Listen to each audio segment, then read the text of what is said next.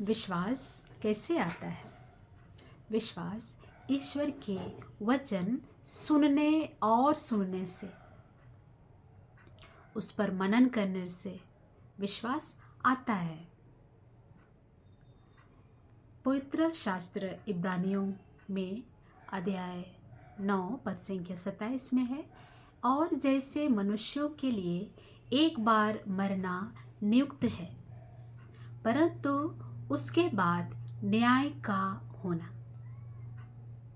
आप सोच रहे होंगे कि यह आक्रामकता सहज और सौम्य क्यों नहीं हो सकती, है ना?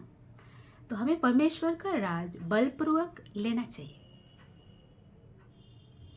हम में से प्रत्येक को हमारे प्रभु यीशु मसीह के मिशन में बुलाए गए हैं। हम प्रत्येक को, ये नहीं कि सिर्फ उसको इसको नहीं, हम प्रत्येक जन को, है ना, डेली। और ये मौका हमें अपने परिवार से ही शुरू करना चाहिए। परिवार में ही मिल जाता है, प्रतिदिन मिलता है। तो इसके बाद फिर, और हम में से हमें मिशन दिया गया है, हमें मिशन में बुलाया गया है। इसलिए हमारा मिशन सिर्फ परिवार में खाना या हमारा इसमें बिजी रहना नहीं है। फिर जैसे कि हम लोग देखते हैं संत लूकास का में 4:18 में देखते हैं, प्रभु की आत्मा मुझ पर छाया रहता है, क्योंकि उसने मुझे गरीबों को खुशखबरी सुनाने के लिए अभिषेक किया है।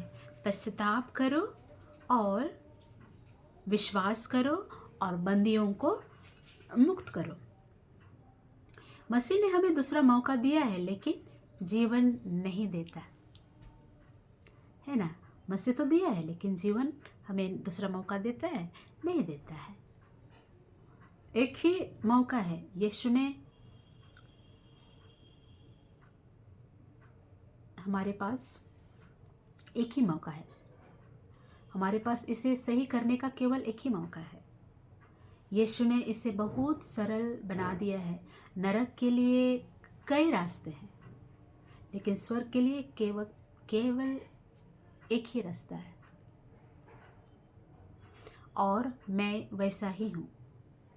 स्कूल में अगर आप फेल हो जाते हैं तो आप दोबारा क्लास में बैठ जाते हैं, फिर एग्ज़ाम तैयार करते हैं, लेकिन स्वर्ग के राज में बिल्कुल नहीं। फिर आजकल लोग गलती करते हैं, है ना? तो उसको तो वे बाहर जाकर दूसरा व्यक्ति ढूंढ लेते हैं। तो इसलिए आइए हम प्रोत्साहित हों और अपने जीवन के अगले दिन में बिना समर्पण के प्रवेश ना करें। Praise God.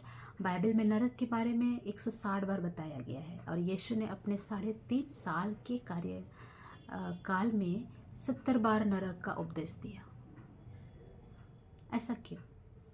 नरक बुरे लोगों के लिए नहीं है, यह सभी मनुष्यों का एक डिफ़ॉल्ट क्या बोलते हैं, गंतव्य है। गंतव्य। डिफ़ॉल्ट रूप से आप स्वर्ग नहीं जाते, लेकिन आदम में डिफ़ॉल्ट रूप से हम सीधे नरक की ओर जा रहे हैं। यीशु अपने लोगों को नरक से बचाने के लिए आए थे, नरक भेजने के लिए नहीं, नरक से बचाने के लिए यीशु आए हैं। Praise God. तो ये हम गौर करें इस पर। तो चलिए हम लोग छोटा सा प्रेयर करते हैं। सर्वशक्तिमान और जीवित परमेश्वर, हम दूसरा मौका देने के लिए आपको धन्यवाद देते हैं। हम अपने प्रभु यीशु की सांस लेने के लिए हमेशा आभारी हैं। ईसा मसीह यह आज़ादी बोलता है, यह अनंत जीवन की बात करता है, और हम बस यही चाहते हैं कि हर पल यीशु जैसा बने, सबके सामने उसका प्रतिबिंब बने। यीशु के नाम में आमीन।